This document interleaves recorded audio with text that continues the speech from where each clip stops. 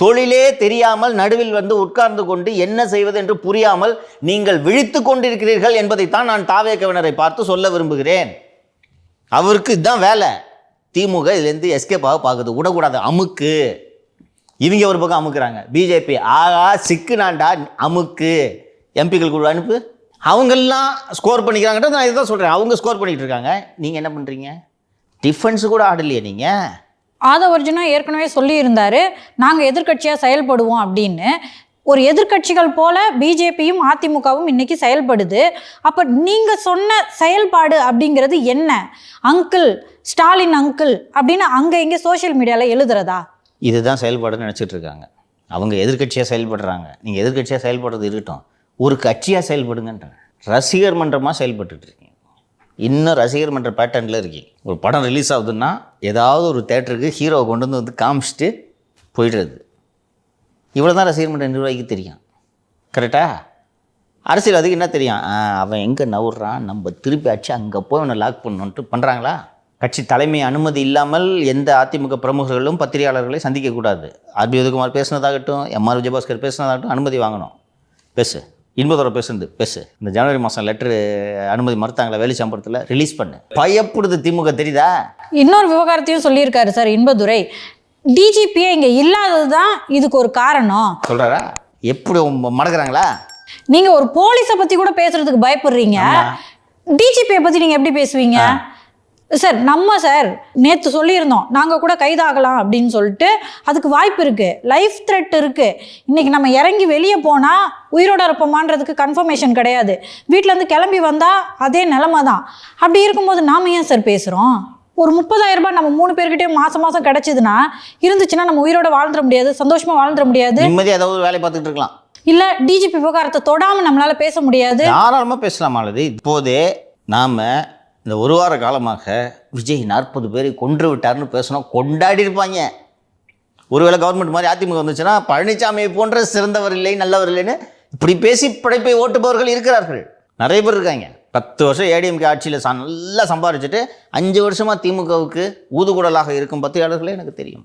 Media house run பண்ணுறோம், நாங்கள் இவ்வளோ ரிஸ்க் எடுத்துக்கிட்டு நீங்கள் பேசுகிறோம், நீங்கள் ஒய் கேட்டகரியில் இருக்கிறீங்க, பாதுகாப்பு குறைபாடுன்னு சொன்ன உடனே சென்னைக்கு சிறப்பு விமானத்தை பிடித்து போகிறீர்கள். அதற்கு பிறகு 4 நாட்கள் கழித்து வீடியோ போடுகிறீர்கள் என்றால் நான் எளிமையாக கேட்கிறேன், ஒரு வாக்காளனாக கேட்கிறேன். பிரச்சனைனா ரோட்டில் நிற்கிற ஏடிஎம்கேக்கும் டிஎம்கேக்கும் நான் ஓட்டு போடுவேன்னா, ஒரு பிரச்சனைனா ஓடி போயிட்டு 3 நாள் 4 நாள் கழித்து வீடியோ வெளியிடுற உங்களை நம்புவேண்ணா? 100 குறை இருக்குங்க ஏடிஎம்கே மேலே, ஆனால் நிற்கிறானா? எங்கேயாவது ஓடினாங்களா? இந்த கரூர் மக்களே சொன்னாங்க சார், எளவுக்கு வந்து இன்னைக்கு பார்த்தது திமுக காரங்களா அதிமுக காரங்க தானே பார்த்தாங்க, நான் எதுக்கு அவங்க ஓட்டு போட. நல்ல வேலை ஞாபகப்படுத்துறீங்க. நீ மற்றதெல்லாம் விடுங்க, வீடியோ விடுறது இது அது எல்லாத்தையும் விடுங்க. விரும்பியோ விரும்பாமலோ தெரிந்தோ தெரியாமலோ ஒரு வகையில் அந்த மரணத்திற்கு நீங்களும் காரணம், தாவேகவும் காரணம். ரைட்டா? விஜய் திருச்சியில் இருக்கிறது, கரூருக்கு போகிறது, சென்னைக்கு திரும்பி போகிறது, இது ஒரு புறம் இருக்கட்டும், அது தனியான விஷயம். ஆனால் கட்சி நிர்வாகிகள் மருத்துவமனையிலும் பாதிக்கப்பட்ட குடும்பங்களுக்கும் அத்தனை பேரும் உங்களை பார்க்க வந்தவன், அவர்கள் இல்லங்களுக்கு செல்ல வேண்டும் என்பதை நீங்கள் உறுதி செய்தீர்களா? ஒரு லீடர் இதைத்தானே பண்ணோம். உங்கள் வியூக வகுப்பாளர் என்ன பண்ணோம்?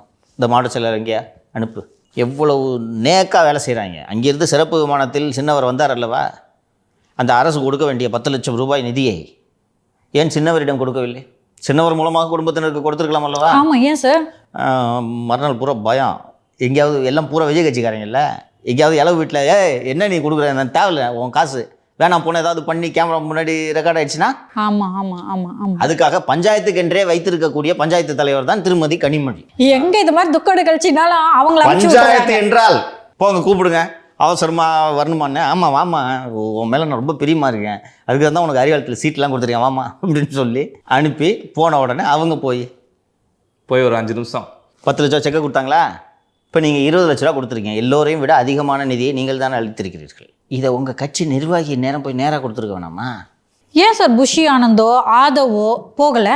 விஜய் வந்தா கூட்டம் வரும், மீண்டும் சிக்கலாக வாய்ப்பு இருக்கு, நான் புரிஞ்சுக்கிறேன். ஆனா ஆதவ் வந்து அவ்வளவு கூட்டம் வராது, புஷி ஆனந்த் வந்து அவ்வளவு கூட்டம் வராது. இவங்க சொல்றபடி ஆதவ் புஷி ஆனந்த் உங்க மீதெல்லாம் வழக்கு பதிவு இருக்கு, வந்தா கைது பண்ணிடுறான்னு ஒரு திட்டு இருந்தா கூட வச்சுக்கோங்க சார். அதாவது பக்கத்து மாவட்டங்கள்ல இருந்து மருத்துவர்களை வர வைக்கிறாங்க, எல்லாத்தையும் வர வைக்கிறாங்க, பக்கத்து மாவட்டத்தில் நிர்வாகிகள் இருக்காங்களா சார், அவங்கள வர வச்சுக்கலாம்ல சார்?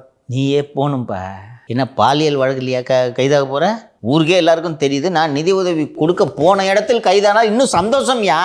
இன்னைக்கு நீ ஓட வந்தானே உன்னை விரட்டுறான். நில்லு. புஷி ஆனந்த் பாதிக்கப்பட்ட 41 குடும்பங்களையும் இன்று சந்திக்கிறார். இன்னொன்று, நாம் சொல்கிறோமோ இல்லையோ, தாவகக்காரங்க பூரா வந்து செந்தில் பாலாஜி தான் இந்த ஏதோ வேலையை பார்த்து விட்டாருன்னு நம்புறாங்களா இல்லையாப்பா? நம்புறாங்களா இல்லையா? அவங்க அப்படியான குற்றச்சாட்டை வைக்கிறாங்க ரைட்டா? அதெல்லாம் மீறி செந்தில் பாலாஜி போனாரா? எல்லா இளவூட்டுக்கும் எம்ஆர்பி போனாரா? உங்கள் நிர்வாகிகள் எங்கே? கரூரில் தாவக ஆஃபீஸை பூட்டிட்டு ஓடுறீங்க, வாட்ஸ்அப் குரூப்லேருந்து ஓடுறீங்க. இன்னைக்கு திரு செந்தில் பாலாஜி அவர்கள் ப்ரெஸ்ஸை மீட் பண்ணி பேசும்போதெல்லாம் நானே கன்வின்ஸ் ஆயிட்டேன், நம்ம தான் இவரை தப்பா புரிஞ்சுக்கிட்டோமோ. இவ்வளோ ஒரு நல்லவரை போய் இவ்வளோ நாள் தப்பா பேசிட்டேன்றதை நினைக்கும் போது உண்மையாவே கூட்டத்துல தான் சிக்கல் ஆயிருக்கு. இல்லை, இந்த நிமிஷம் வரைக்கும் நான் நம்புறேன் அவர் என்ன கன்வின்ஸ் பண்ணிட்டாரு, கரூர் மக்களையும் கன்வின்ஸ் பண்ணுவாரு. இதுக்காக ஒன்றும் அவர் மகாத்மா காந்தி கிடையாது. இல்ல சார், அது சரி சார். ஆனா கேட்ட கேள்விக்கெல்லாம் கரெக்டா தானே சார் பதில் சொல்லியிருக்காரு. கன்வின்சிங்காக சொல்றாரு, அவ்வளோதான். He's convincing. செருப்புக்கு உருட்டினார் பார்த்தீங்களா ஒரு உருட்டு? என்ன மாதிரியான உருட்டு அது? வாய்ப்பு இருக்கு தானே சார். தண்ணி தேவைப்படுது, கையில கிடைக்குது, எத்தனை நான் தூக்கி போடுறேன், நான் அப்படி நினைக்கிறேன். நினைக்கிறீங்க கீழே கையை விட்டு செருப்பை கைட்ட நிலைமைக்கா கூட்டம் இருந்துச்சு? அப்ப பேக்ல எடுத்துட்டு வந்து தூக்கி போட்டாங்கன்றீங்களா? பக்கத்து மாடியிலேருந்து தூக்கி போட்டாங்க. அதை சொல்ல விட்டார் அவர். அங்கே இருந்த கூட்டத்துக்கு காலில் இருந்து செருப்பு எடுத்துக்க முடியுமா? அங்கே போனவங்க சொல்கிறாங்க சார், கையை மேலே தூக்க முடியல. அவள் தான் எப்படி உருட்டினார் அண்ணன் பார்த்தீங்களா? அதான் அண்ணன். ஆனால் இந்த கோணத்தில் யாரும் யோசிச்சிருக்க மாட்டோம். சரி கரெக்டாக. ஆமாம், வராது. அதுதான் உன்னை அந்த கோணத்தில் யோசிக்க விடாம, அடா ஆமாம் இல்லை, மூச்சு திணறி தண்ணி வேணுன்றதுக்காக கூட செருப்பை தூக்கி போட்டு உயிர் பயத்தில் போட்டிருக்கலாம். கரெக்டாக சொல்கிறாருப்பா அமைச்சர்ன்ட்டு போயிருப்பேன். அத்தனை செருப்பு எடுக்க முடியாத காரணமே அவனால செருப்பை கூட எடுக்க முடியல, அதனால கீழே விட்டு ஓடுறான். சார், இன்னைக்கு வந்து திரு விஜய் அவர்கள் ஸ்டார்டிங்லேருந்தே சொல்லிட்டு இருந்தீங்க சார், பிஜேபி பற்றியும் அதிமுக பற்றியும் பேசாதீங்க, ஏன்னா இது வந்து சட்டமன்ற தேர்தல், உங்களோட எதிரி திமுக தான், அவங்கள பற்றி பேசுங்க அப்படின்னு சொல்லிட்டு. ஆனால் இன்னைக்கு களத்துக்கு வந்து பிஜேபியும் அதிமுகவும் தான் இவர் அரவணைச்சுக்கிட்டாங்க. அவங்க வந்து திமுக மேலே பல குறைகளையும் சந்தேகங்களையும் எழுப்பி இருக்காங்க தான். அதே போகிற போக்கில் விஜயும் கேர்ஃபுல்லாக இருந்திருக்கணும். அவங்களும் தண்ணி ஏன் கொடுக்கல அப்படின்னு கேட்டிருந்தா திரு விஜய் அவர்களுடைய நிலைமை என்ன? இன்னைக்கு ஷீல்டு மாதிரி பிஜேபியும் அதிமுகவும் திமுகவுக்கு நடுவில் நிற்கிறாங்க. இப்படி என்ன மீறி தான் நீ அண்ணனை தொடணும், விஜயை பாதுகாத்து நிற்கிறாங்க. ஆனால் கடைசி வரைக்கும் அப்படியே நிற்பாங்கன்றதுலாம் கேரண்டி இல்லை. தேர் ஷுல் பி ரெசிப்ரோகேஷன். விஜய் சைட்லேருந்து க்ரீன் சிக்னல் வரணும், அதை ஏற்றுக்கிறேன்றது வரணும். ஒரு விஜய் வந்து ஒரு நல்ல சிறந்த டிப்ளமேட்டாக இருந்தால், இன்டெலிஜென்ட்டாக இருந்தால், இந்த நெருக்கடியான நேரத்தில் ஆதரவளித்த அதிமுக பொதுச் செயலாளர் திரு எடப்பாடி பழனிசாமிக்கும் தமிழக பாஜக தலைவர் திரு நயினா நாகேந்திரன் அவர்களுக்கும் இதர தலைவர்களுக்கும் எனது நன்றியை தெரிவித்துக் கொள்கிறேன். ஒரு வார்த்தை சொன்னால் போதும், திமுக தலையில் தீ எடுத்து வச்சுக்கிட்டோமேன்னு பதறியிருப்பாங்க. ஐயோ விஜய் அடிக்கலான்னு நினச்சி சேர்த்து வச்சுட்டோமே இவங்களேன்ட்டு உடனே கூட்டணின்னு பேசுவாங்கன்னு பயப்படுறாரோ என்னமோ. பயப்படுறாரு தான், பேசிட்டுமே. உனக்குனா ஏன் பிரச்சனை? அதுதானே சார் உங்களுக்கு சாதகம் அமையும். இப்படி தானே வியூகம் வகுத்து குழப்பி விடணும் எதிரிய. ஐயோ கூட்டணிக்கு தான் போயிட்டானோ, கூட்டணி இல்லைன்ட்டு நீங்கள் தானே முடிவு பண்ண போகிறீங்க.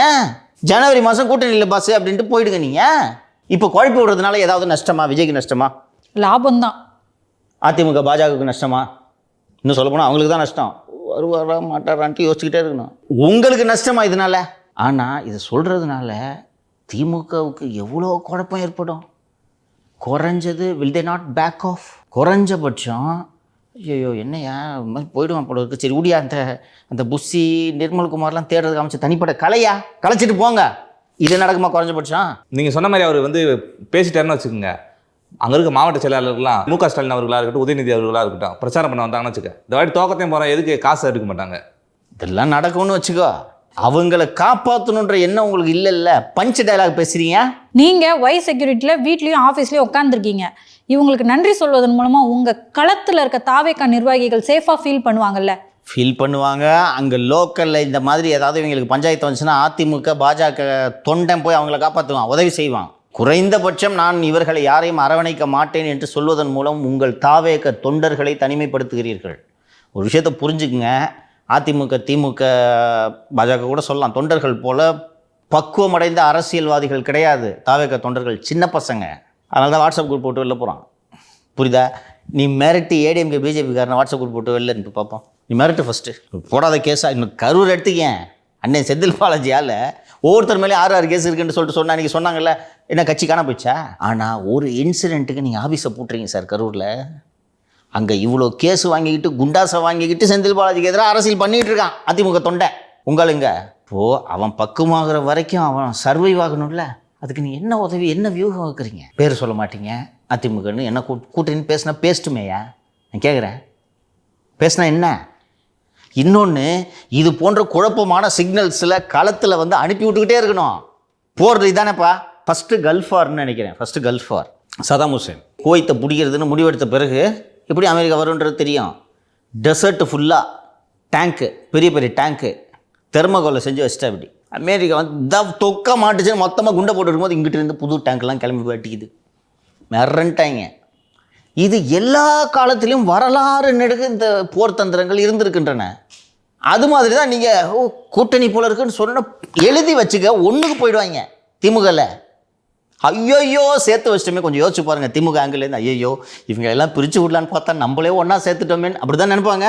ஆனால் உங்களை இன்னும் நல்லா அடிக்கிறதுக்கு வசதியாக நீங்கள் உங்களை தனிமைப்படுத்திக்கிட்டே போகிறீங்க. இது என்ன அரசியல் உத்தி? இப்படி தனிமைப்படுத்துறது ஒரு மிகச்சிறந்த அரசியல் உத்தி என்று உங்களோடு இருக்கக்கூடிய அந்த வியூக வகுப்பாளர் சொல்கிறார்.